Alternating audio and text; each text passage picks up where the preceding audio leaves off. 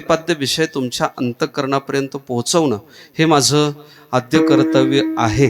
तरी आज या ठिकाणी आपण या सेवेकरता जे प्रवृत्त झालो त्या सेवेचं प्रवृत्तीनिमित्त आपणा सर्वांना ज्ञात आहे.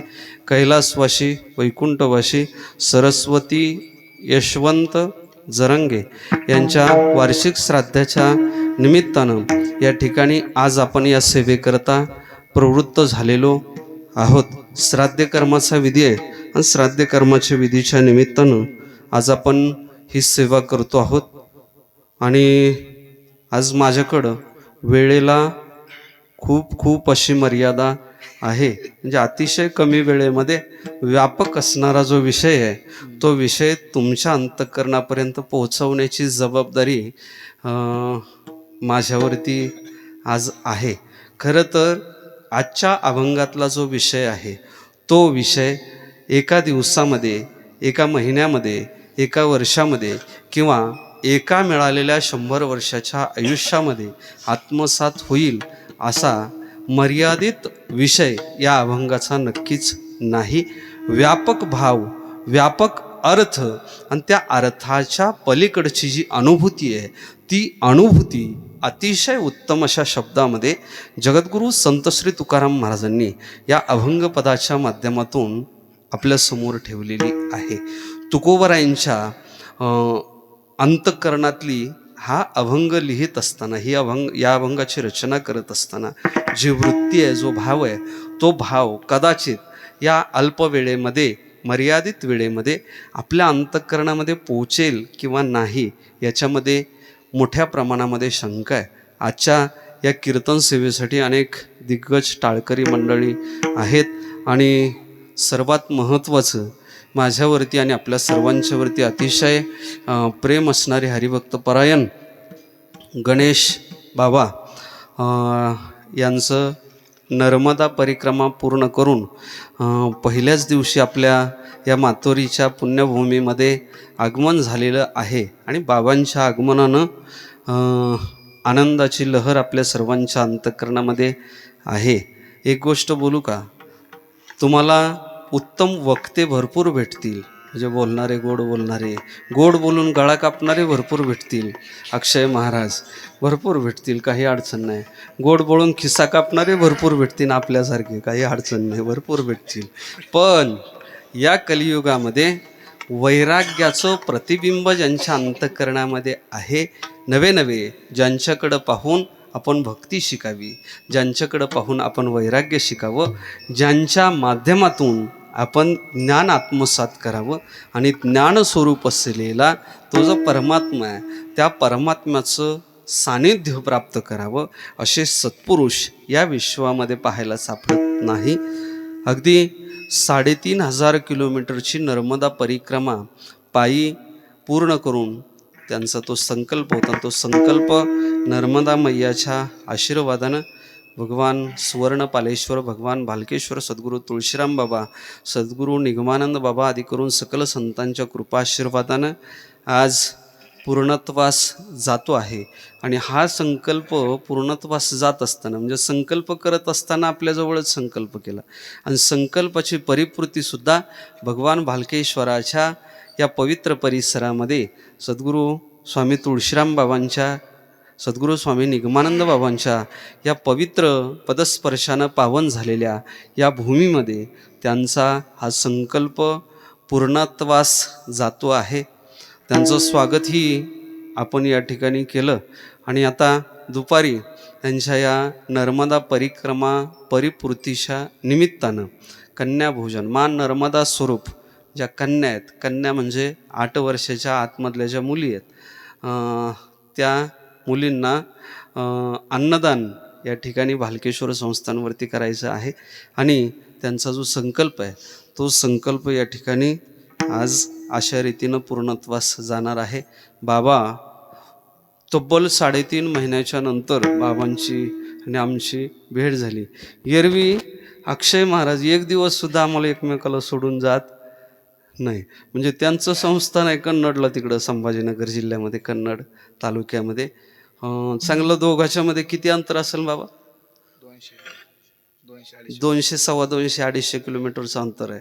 पण आमचा एकही दिवस, एकही आठवडा किंवा एकही क्षण असा जात नाही की जो क्षण आम्ही सोबत नाहीत. पण गेली तब्बल 3.5 महिने त्यांच्या या तपश्चर्येसाठी गेले आणि गेल्यापासून फोन पण नाही. बरं नाही नाही नाही मी नाही केला आणि त्यांनी नाही केला. आणि त्यांच्या तपश्चर्येमध्ये, त्यांच्या साधनेमध्ये आपण बाधा करू नये म्हणून फोन नाही लावला. नाही तर बाबा प्रत्येक क्षणाला, प्रत्येक गोष्टीच्या वेळेस तुमची आठवण ही नक्की अंतःकरणामध्ये आहे आणि राहणार आहे. याच्यामध्ये नवल वाटून घेण्याचं कारण नाही. कारण परमार्थ पथावरील साधना पथावरती आरूढ असणारी साधक मंडळी यांचं सानिध्य जर आपल्याला लाभलं ना, तर तशीच साधना आपल्या हातून सुद्धा व्हावी अशी सदिच्छा, जी परमार्थाची पहिली पायरी आहे, पहिली स्टेप आहे, ही सदिच्छा अंतःकरणामध्ये निर्माण होण्याची शक्यता असते. आणि म्हणून बाबांचं सानिध्य आपल्याला आज या ठिकाणी लाभतं आहे. हे आपल्या सर्वांचं सद्भाग्य आहे. बाबासुद्धा आजच्या या कीर्तनासाठी खरं तर नानांच्यावरती त्यांचं प्रेम आहे, नानांचं सुद्धा त्यांच्यावरती जीव आहे. म्हणून नानांनी एक फोन केला, बाबा तुम्ही उद्या येणार आहेत ना, तर आजच या. रात्रीच बाबांचं आगमन आलं. एक दिवस अगोदर सर्वांचं प्रेम आहे आणि प्रेमाच्या पोटी बाबा या ठिकाणी कीर्तन सेवेसाठी उपस्थित आहेत. आजच्या या कीर्तन सेवेसाठी सर्वच महाराज मंडळी, आपल्या ताई आहेत, अक्षय महाराज आहेत, पुन्हा बंडू महाराज आहेत, ही सगळी फुलसंगवीकर मंडळी आहेत, गावातली टाळकरी मंडळी आहेत, सिस्टीमवाले आहेत. ह्याच्यात संपवायचं का आता? आमचे भाऊ आहेत सगळे या ठिकाणी. आणि सगळ्यात महत्त्वाचं, माझ्या अतिशय जवळचा भक्त आणि बाबांच्या सुद्धा जवळचा भक्त जवळ येऊन बसलाय. फक्त तुझ्या वासन मला चढला नाही पाहिजे गांजा, एवढं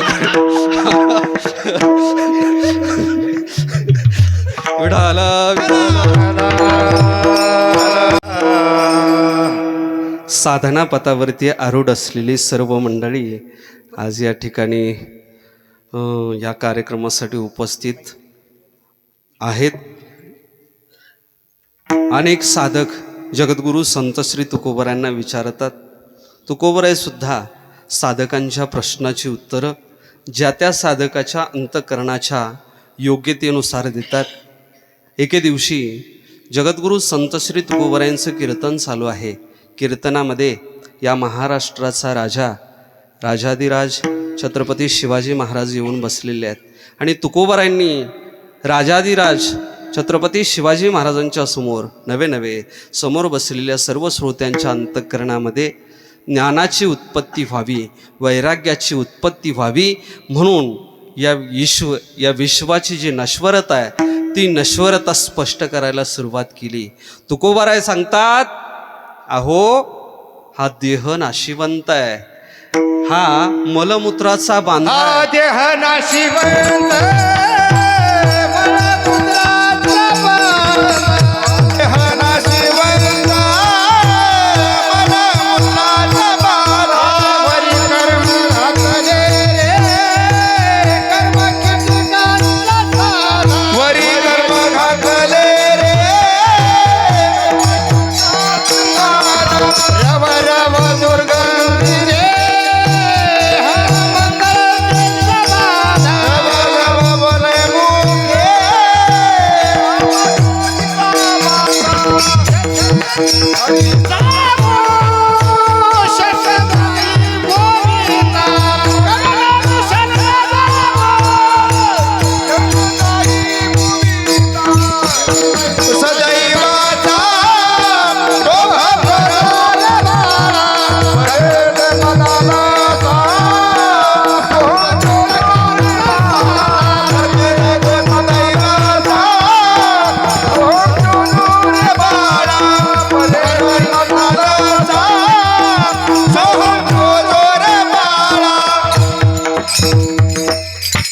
वाह छान.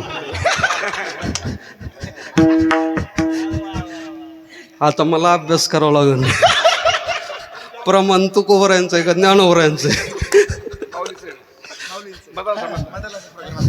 मदालासा नावाचं प्रकरण आहे ज्ञानोबरायांचं, आणि त्या प्रकरणामधील हे प्रमाण आहे. फक्त तुकोबराय आपल्या कीर्तनामध्ये सांगतायत, समोर जे श्रोते आहेत त्या श्रोत्यांना सांगतायत, बाबा देह नाशिवंत आहे, या देहाच्या नादी लागू नका, या देहाचा भरवसा नाही, या देहातला आत्मा कधी उडून जाईल सांगता येत नाही. देह जसा नाशिवंत आहे ना, तसं हे जग सुद्धा नाशिवंत आहे.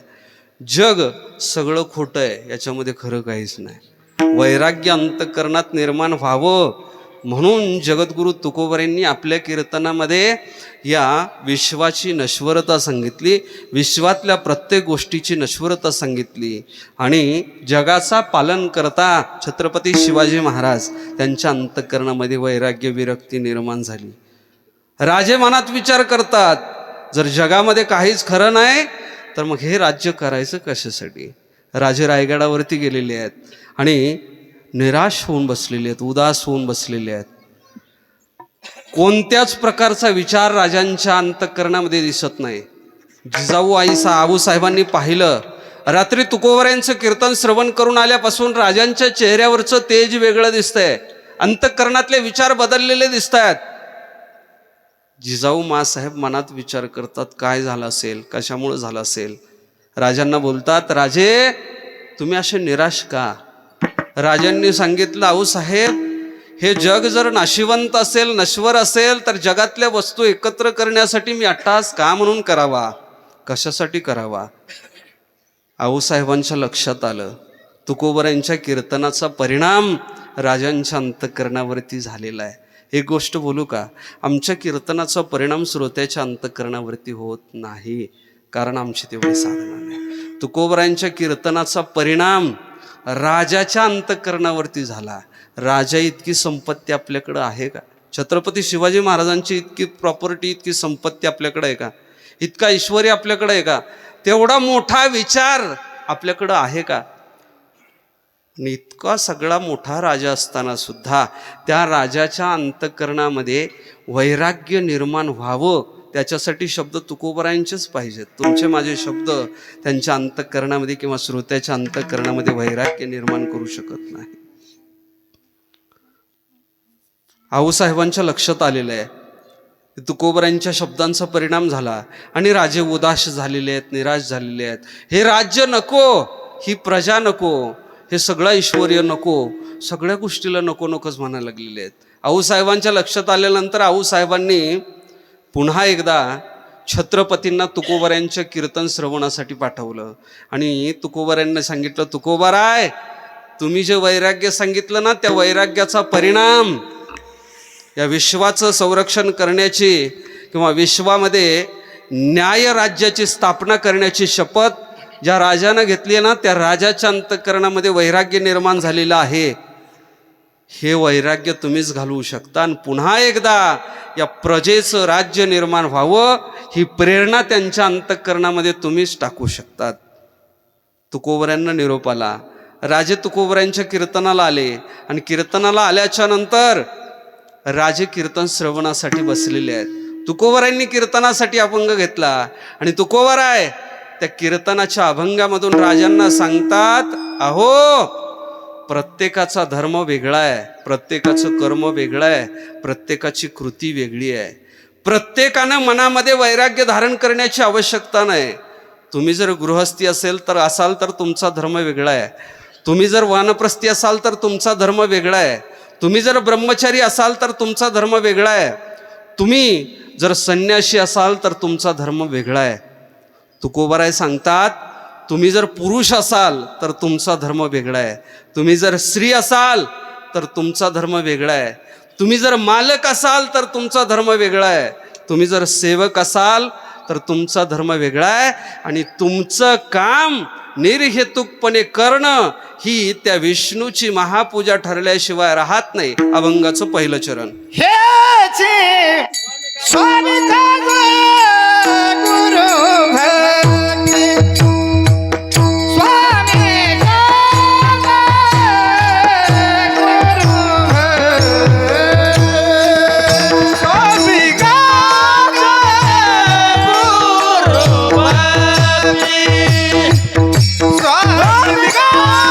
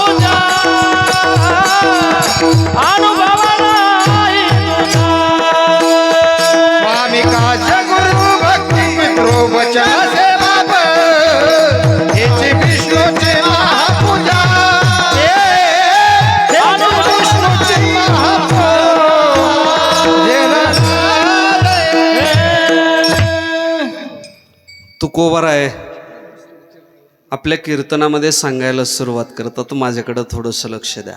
तुकोबाराय सांगतायत, अहो स्वामीची सेवा करणं ही विष्णूची महापूजा आहे. जो कोणी सेवक स्वामी सेवेसाठी स्वतःचं सर्वस्व समर्पित करतो ना, त्याला वेगळी विष्णूची पूजा करण्याची आवश्यकता नाही, वेगळी भक्ती करण्याची आवश्यकता नाही. प्रभू श्रीरामांची भक्ती करणारा हनुमंत आहे मारुतीराया. मारुतीरायांनी प्रभू श्रीरामांची एकनिष्ठतेनं भक्ती केलेली आहे. दुसरं काहीच करण्याची गरज नाही, दुसरं काहीच करावं लागलं नाही. अहो प्रभू श्रीरामांची भक्ती करता करता, त्यांची सेवा करता करता, त्यांचं दास्यत्व करता करता प्रभूंना अयोध्येच्या सिंहासनावरती आणून बसवण्याचं काम या मारुतीरायांनी केलेलं आहे. आणि मारुतीरायांनी प्रभूंना राज्याच्या सिंहासनावरती बसवलं. प्रभू राजदरबारामध्ये बसलेले आहेत. सीता माता हनुमंतरायांना विचारतात, हनुमंता माझ्या रामावरती तुझे खूप उपकार आहेत, आमच्यावरती खूप उपकार आहेत तुझे. मला एक सांग, तुझ्या ऋणातून मुक्त होण्यासाठी मी काय केलं पाहिजे? अरे ही सगळी जी वानर मंडळी आहे ना, या वानर मंडळींना संतुष्ट करण्यासाठी, यांच्या ऋणातून मुक्त होण्यासाठी मी कोणाला काही दिलेलं आहे. मी तुला काय देऊ सांग, मी तुला काय देऊ ज्या योगानं मी तुझ्या ऋणातून मुक्त होऊ शकेल? या पृथ्वीच्या मोलाचा एक हार आहे, माणिक आदी रत्नांचा, आणि तो रत्नांचा हार सीता माता हनुमंतरायांच्या स्वाधीन करतात. हनुमंतरायांना सांगतात, बाळा हा हार घे आणि हार गळ्यामध्ये घाल. मला वाटतं हा हार तुझ्या गळ्यामध्ये शोभून दिसेल. हनुमंतरायांनी तो हार घेतला, हातामध्ये घेतला आणि बाजूला जाऊन बसले. आता स्वभावता माकड आहे, भिंतीवरती झाडाच्या फांदीवरती जाऊन बसले. आणि झाडाच्या फांदीवरती जाऊन बसल्याच्या नंतर पृथ्वी मोलाचा तो जो हार आहे ना, तो हार हनुमंतरायांनी त्याच्यातला प्रत्येक मणी फोडायला सुरुवात केली. दाताखाली धरायचा मणी फोडायचा कार्तिक महाराज, प्रत्येक मणी फोडायचा. फोडल्याच्या नंतर 2 भाग त्याच्या हातामध्ये घ्यायचे, मध्यभागी वाकून पाहायचं आणि खाली टाकून द्यायचा. अगदी शेवटच्या मण्यापर्यंत तो हार फोडत फोडत हनुमंतरायांनी आणला. सीतामातेनं पाहिलं, हनुमंतराय तो हाराचे मणी फोडतायत, पृथ्वी मोलाचा हार आहे. हा हार बनवणं एवढं सोपं आहे का? हा हार मिळवणं एवढं सोपं आहे का? पण मिळवलेला हार मी याला स्वाधीन केला याच्या संतुष्टीसाठी, समाधानासाठी. पण हा तर हारातले सगळेच मणी फोडायला लागलेले आहे, फोडून टाकतोय. माता सीता हनुमंतरायांना विचारतात, हे हनुमंता मला एक सांग, एवढा मोठा मौल्यवान किमतीचा हार तू का म्हणून तोडतोयस? हनुमंतरायांनी आपल्या आईला म्हणजे सीता मातेला उत्तर दिलं. हनुमंतराया म्हणतात, हे माते, ज्या वस्तूमध्ये राम नाही ना, त्या वस्तूचं सानिध्य मी कधीच करू शकत नाही. सीता माता हनुमंतरायांना विचारते, हनुमंता मला एक सांग, तू या मण्यामध्ये हार नाही, राम नाही म्हणून हे मणी तोडून टाकतोयस, तुझ्याजवळ राम आहे का? तुझ्याकडं राम आहे का? हनुमंतरायांनी सीतामातेला सांगितलं, हा सेवक आहे, हा दास आहे, मी इतकी सेवा त्या परमात्म्याची करतोय, तो परमात्मा माझ्या हृदयामध्ये आहे.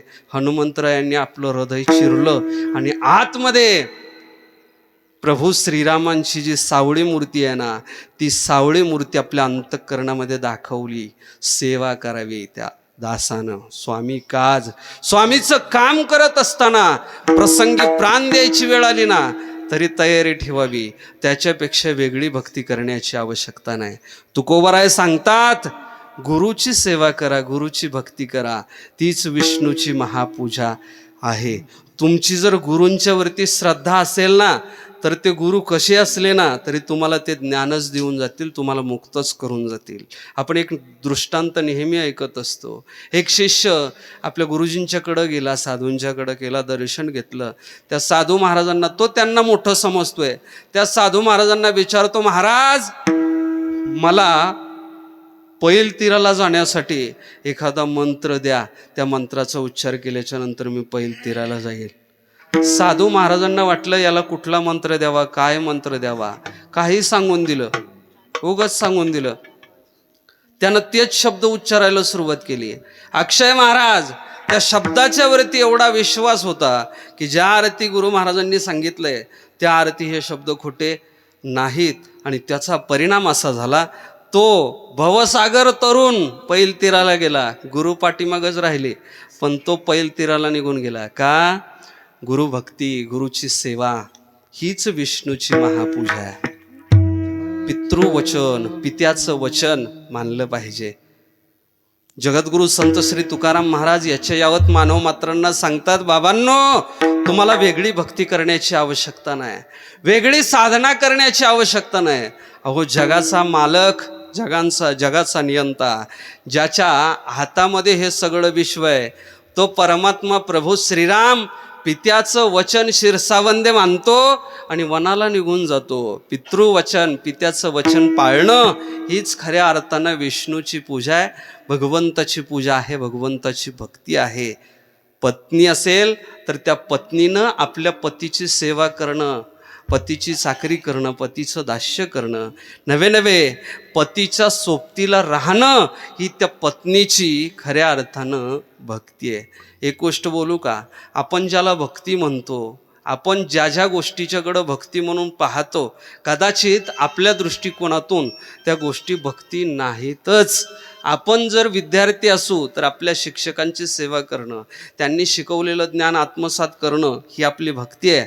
आपण जर दास असू, चाकर असू तर मालकाची सेवा करणं ही आपली भक्ती आहे. आपण जर पुत्र असू ना, पुत्र, मुलगा, तर आपल्या पित्याचं वचन पाळणं ही खऱ्या अर्थानं आपली भक्ती आहे. आपण पित्याच्या वचनाच्या विरोधात जर एखादी गोष्ट केली ना, तर भक्तीचं फल आपल्याला मिळत नाही. आपण गुरुच्या वचनाच्या विरोधात एखादी गोष्ट केली ना, तर गुरुचा कृपाशीर्वाद आपल्याला भेटत नाही. आणि पत्नीनं पतीच्या मताविरोधात जर वर्तन केलं ना, तर त्या पत्नीला सुद्धा ईश्वराची, देवाची सेवा घडत नाही. आपण घरदार सोडतो, सगळं सोडतो, पंढरपूरला जातो, पांडुरंगाला जातो, त्र्यंबकेश्वरला जातो, माऊली ज्ञानोबांना जातो, तीर्थयात्रा करतो, सगळ्या गोष्टी करतो. करू नये हा विषय नाही, पण खऱ्या अर्थानं भक्ती कशाला म्हणायचं? ते तुकोवर आहे सांगतात, तुकोवर आहे म्हणतात, तुम्हाला हे सगळं करण्याची आवश्यकता नाही. तुम्ही जर पती असाल तर तुमची भक्ती वेगळी आहे, आणि तुम्ही जर पत्नी असाल ना, तर तुमची भक्ती वेगळी आहे. तुकोबाराय सांगतात, हीच विष्णूची महापूजा आहे. अभंगाचं दुसरं चरण. हीच विष्णूची महापूजा, हीच विष्णूची महापूजा, हीच विष्णूची महापूजा, हीच विष्णूची महापूजा.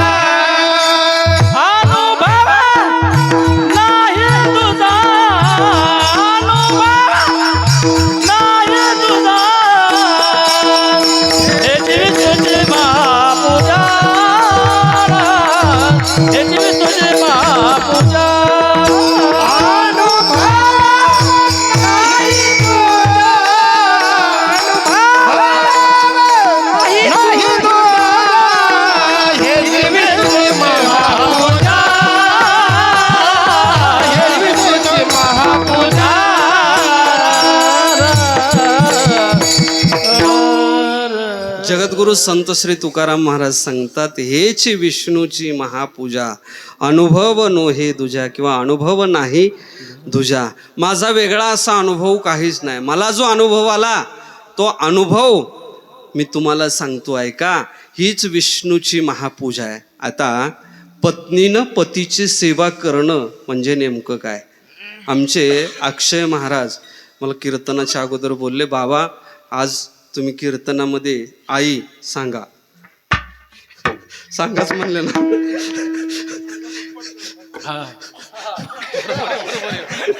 मी म्हणलं कीर्तनामध्ये आई आणि बाप हे सांगायचे विषय नाहीत. आता सगळ्यांनी सांगून सांगून आंबट केलेले आहेत. मला कीर्तनामध्ये आई आणि बाप सांगायचा नाही. मला आता काय सांगायचं कीर्तनामध्ये? पत्नी सांगायची, पत्नी. मला सांगायचं भरपूर होतं, पण माझी वेळ माझ्याकडं मर्यादित असल्यामुळं तेवढ्या वेळामध्ये पत्नी आणि पती या दोघांच्या मधलं जे नातं आहे, आणि पत्नीनं पतीची सेवा करणं ही विष्णूची महापूजा कशी ठरते याच्याबद्दल मी अगदी कमी वेळामध्ये आपल्याशी चर्चा करून जाईल.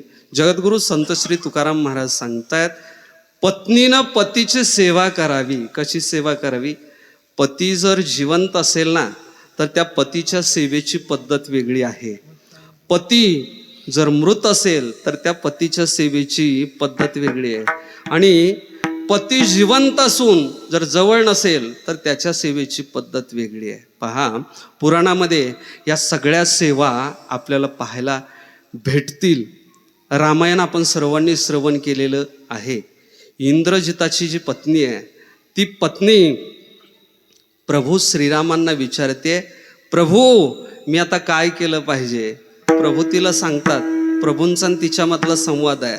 तो संवाद सांगत असताना ऋषी वाल्मिकांनी त्या इंद्रजिताच्या पत्नीच्या मुखामध्ये जी वाक्य घातलेली आहेत ना, त्या वाक्यातून पत्नी कशी असावी आणि पत्नीनं पतीची सेवा कोणत्या पद्धतीनं करावी याचं उत्तम असं मार्गदर्शन त्या ठिकाणी केलेलं आहे. पती जिवंत असताना सेवा करणं वेगळी पद्धत आहे त्या सेवेची. पती जिवंत असताना आपलं सर्वस्व पतीला समर्पित केलं पाहिजे. एक गोष्ट बोलू का? पती आणि पत्नी हे नातं असं आहे जे एकमेकांच्या पासून वेगळं कधीच होऊ शकत नाही. नवे दोघांना वेगवेगळी शक्ती, वेगवेगळं स्थान देताच येऊ शकत नाही. एकमेकांच्या सापेक्ष भावानं प्राप्त झालेलं हे नातं आहे. नवरा बायको, पती पत्नी सापेक्ष शब्द आहेत.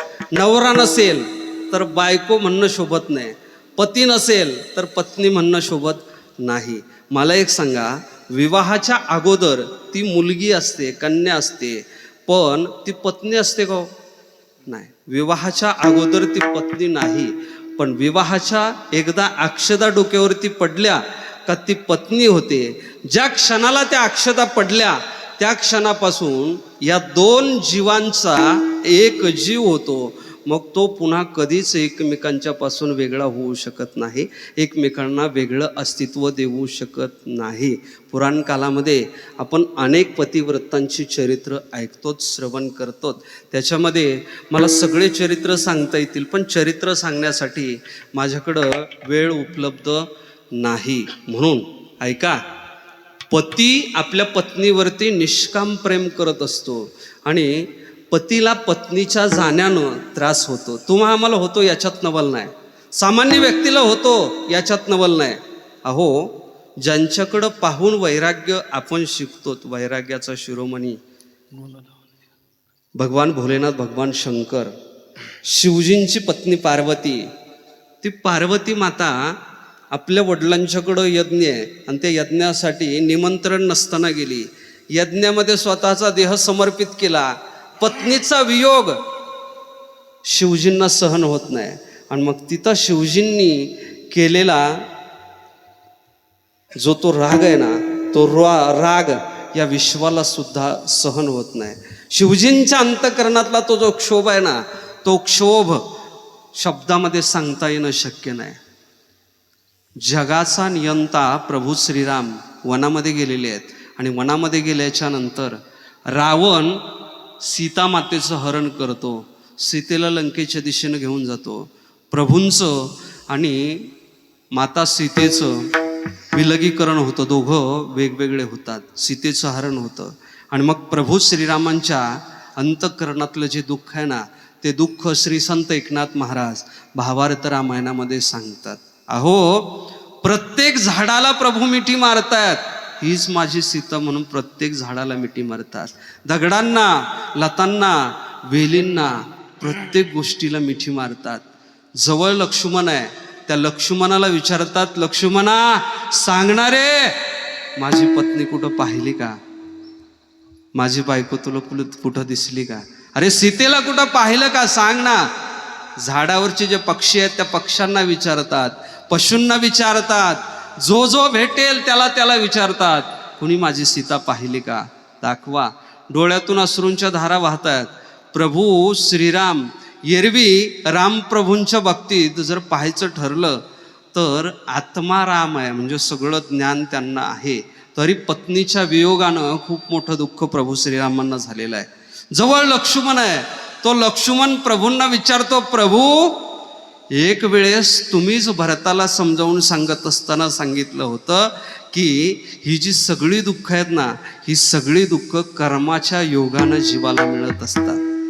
दैव जात दुःखे भरता, दैव जात दुःखे भरता, दोष ना कुणाचा, पराधीन आहे जगती पुत्र मानवाचा दोष न कुणाचा, पराधीन आहे जगती. पुत्र मानवाचा दोष न कुणाचा.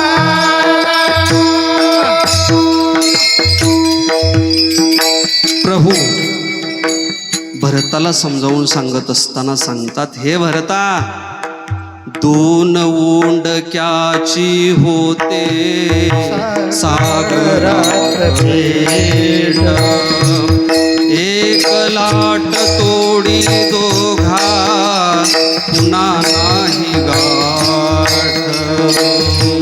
खेळ चालला से माझ्या पूर्व संचिताचा, पराधीन आहे जगती पुत्र मानवाचा, दोष पराधीन आहे जगती पुत्र मानवाचा, दोष न कुणाचा. प्रभू भरताला सांगत असताना सांगतात, हे भरता, दैवाच्या गतीनं प्रत्येक प्राणी बांधला गेलेला आहे. दैवाच्या गतीनं त्याच्या जीवनामध्ये सुख येतं. दैवाच्या गतीनंच दोन माणसं एकत्र येतात. दैवाच्या गतीनंच दोघांच्या मध्ये वियोग असतो. हे सांगणारे प्रभू श्रीराम सीतादेवींचा वियोग झाला आणि त्या वियोगाच्या दुःखामध्ये व्यतीत होतात, रडतात. पत्नीच्या वरचं प्रेम आहे. पती आणि पत्नी दोघं एकमेकांच्या पासून वेगळे राहू शकत नाही. अहो, जगाचा मायबाप तो परमात्मा आपल्या पत्नीला सोडून राहू शकत नाही. तिच्या शोधासाठी सर्वस्वाचा त्याग करून अहंकार रूपी राजा रावणाच्या लंकेमध्ये प्रवेश करतो. भले रावणाचा वध करतो, पण आपली जी अर्धांगिनी, आपली जी पत्नी आहे, त्या पत्नीला सोबत घेऊन येतो. हे पतीचं आपल्या पत्नीवरती असलेलं प्रेम आहे. हे प्रेम कशामुळं निर्माण होत असेल? पत्नीनं केलेल्या सेवेच्या योगानं. एरवी सीतादेवींना वनवास नव्हता. सीतेला वनवास होता का? नाही, सीतेला वनवासाचं बंधन नव्हतं. लक्ष्मणाला सुद्धा वनवासाचं बंधन नव्हतं. पण पत्नी ही पतीच्या सोबतच शोभते आणि तिनं पतीच्या सोबतच राहिलं पाहिजे. सुखामध्ये जशी पतीची साथ ती पत्नी देते ना, तशी दुःखामध्ये सुद्धा पत्नीनं पतीचीच साथ दिली पाहिजे. हा सिद्धांत असल्या कारणानं सीतादेवींनी प्रभू श्रीरामांच्या सोबत वनामध्ये जाण्याचा निश्चय निर्धार केला. वनामध्ये गेल्या आणि वियोग झाला. वियोग झाल्याच्या नंतर दुःख झालं. पण दुःख झालं असताना सुद्धा पती जिवंत असताना जर पती आणि पत्नी दोघांच्या मध्ये वियोग झाला, दोघं वेगवेगळे झाले, तर पत्नीनं राहावं कसं? पत्नीच्या अंतःकरणामधला विचार काय असावा की जी भगवंताची सेवा ठरते? त्या अशोकवनामध्ये बसलेल्या सीतादेवींच्या अंतःकरणाकडे पहा. सीतादेवींचं अशोकवनातलं चरित्र पहा. प्रत्येक क्षण प्रभू श्रीरामांच्या स्मरणामध्ये आहे. प्रत्येक काल म्हणजे जागृतीमध्ये प्रभू श्रीरामांचं चिंतन आहे. स्वप्नामध्ये प्रभू श्रीरामांचं चिंतन आहे. आणि सुसुप्ती नावाच्या अवस्थेमध्ये सुद्धा सीतादेवींना प्रभू श्रीरामांचं चिंतन आहे. त्या अशोकवनामध्ये बाजूनं बसलेले सर्व राक्षस आहेत, पहारा देणारे सगळे अकराळ विक्राळ राक्षस आहेत. आणि त्या राक्षसाच्या पहाऱ्यामध्ये मध्यभागी सीतादेवी बसलेल्या आहेत. आपल्या पतिदेवांच्या नावाचं चिंतन करतायत. राम राम राम राम त्यांचं चिंतन चाललेलं आहे. या चिंतनाचा परिणाम कार्तिक महाराज, तिथं बसलेले सगळे राक्षस, ते राक्षस सुद्धा राम राम म्हणायला लागलेले आहेत. तिथं जे झाडं आहेत ना अशोकवनातले, ते झाडं सुद्धा राम राम म्हणायला लागलेले आहेत. पतीच्या वियोगामध्ये पत्नीनं आपल्या पतीचं चिंतन करावं, ही विष्णूची महापूजा आहे. पती जर आपल्या अगोदर सोडून गेला, म्हणजे पतीचं निधन जर झालं, तर पत्नीनं काय करावं? एक तर सती प्रथा आता बंद झालेली आहे. पहिली सती प्रथा होती, म्हणजे पती जर गेला तर पतीच्या सोबत त्याच्या अग्नीमध्ये पत्नीसुद्धा त्याच्यासोबत निघून जायची. पण आता ते राहिलं नाही. पण आत्ताचं त्याच्यापेक्षा जड आहे. त्यावेळेस पत्नी एकदाच त्या अग्नीमध्ये उडी टाकायची, पतीच्या अग्नीमध्ये, चितेमध्ये उडी टाकायची आणि प्राण देऊन टाकायची. एकाच वेळेस ती जळत होती, एकाच वेळेस ती पतीच्या सोबत जात होती. पण आज मात्र याच्यापेक्षा फार विचित्र आहे. आज पाठीमागं राहून सुद्धा पतीच्या विरहामध्ये त्या पत्नीला सातत्यानं जळत राहावं लागतं, प्रत्येक क्षणाला जळत राहावं लागतं, प्रत्येक कालामध्ये तिला जळत राहावं लागतं. त्यावेळचं कदाचित सोपं होतं, पण हे नंतरचं जे आयुष्य आहे ना, नंतरचं आयुष्य, हे आयुष्य फार अवघड असतं. ज्याला जगण्याची वेळ येते ना त्याला समजतं. पत्नीच्या विरहामध्ये पतीचं आयुष्य सोपं नाही, आणि पतीच्या विरहामध्ये पत्नीचं आयुष्य म्हणजे त्या बायकोचं आयुष्यसुद्धा सोपं नाही. आपण हे आयुष्य जवळून पाहतो, जवळून अनुभवतो. फार मोठं दुःख, फार मोठ्या वेदना अंतःकरणामध्ये धारण करून त्यांना ते जीवन व्यतीत करावं लागतं. पतीच्या विरहामध्ये म्हणजे पती जर गेले तर त्या पत्नीनं करायची जी सेवा आहे ती सेवा वेगळ्या पद्धतीची आहे. ती सेवा जगद्गुरु संत श्री तुकाराम महाराज म्हणतात, अशा पद्धतीनं त्या पत्नीनं पातिव्रत्याचं व्रत धारण करून जर आपल्या पतीची सेवा केली ना, तर ती सेवा पतीची सेवा न ठरता विष्णू भगवंताची सेवा ठरत असते. हेच विष्णूची महापूजा, अनुभव नोहे तुझ्या. आणखी काय केलं पाहिजे? जगद्गुरु संत श्री तुकाराम महाराज सांगतात, सत्य बोले मुखे, सत्य बोले मुखे, सत्य बोले मुखे, सत्य बोले मुखे, सत्य बोले मुखे, सत्य बोले मुखे, सत्य बोले मुखे, सत्य बोले मुखे.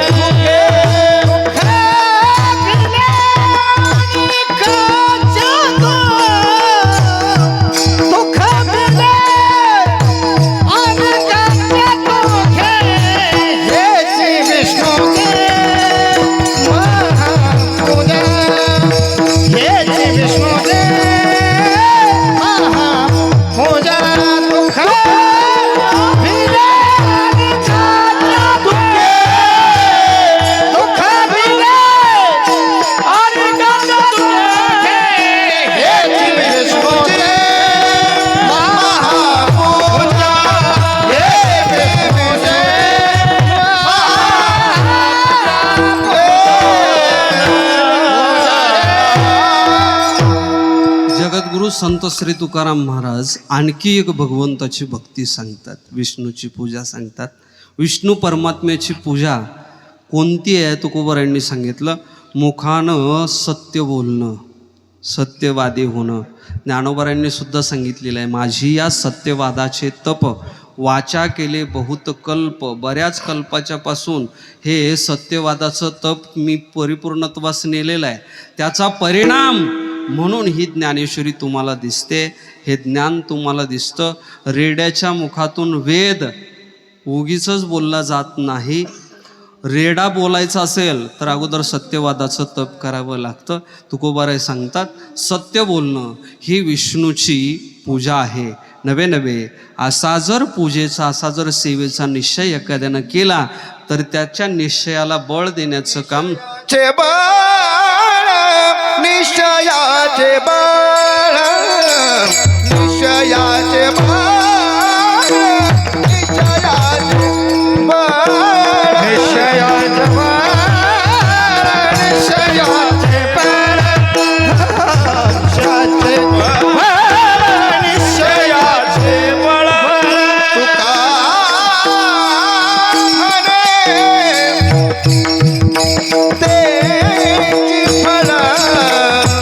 तुका म्हणे ते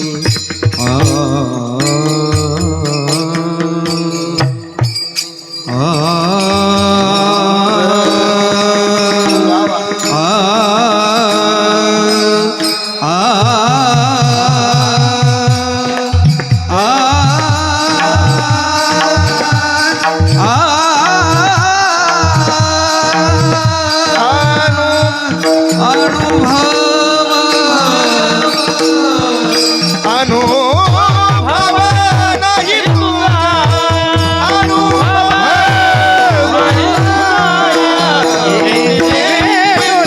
महापूजा विष्णूचे महापूजा महापूजा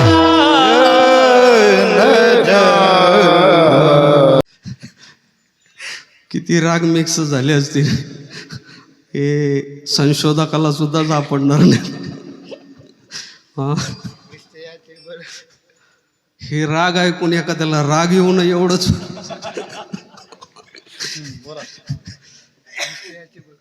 हा, निश्चयाचे बळ. निश्चय केलं मला गाता येऊ शकतं.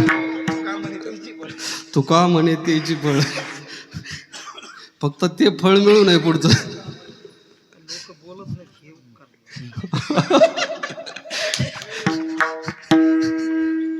लोकांनी फक्त खायला बोलव, गायला बोलवूच नाही. मी तर सरळ म्हणत असतोय, गाणाराने गात जावे, खाणाराने खात जावे, ऐकणाराने टिंगल टावळ्या करीत जावे.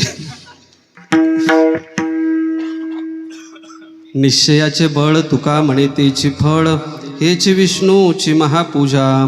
अनुभव नो हे तुझ्या. ज्यांना ज्यांना देवाना हात दिलेले त्यांनी त्यांनी हात वरती करा. करा चोपदार मामा सरळ वरती करा. करा कार्तिक महाराज करा वरती हात. इकडे कार्तिक महाराज आहे. पार खुमाई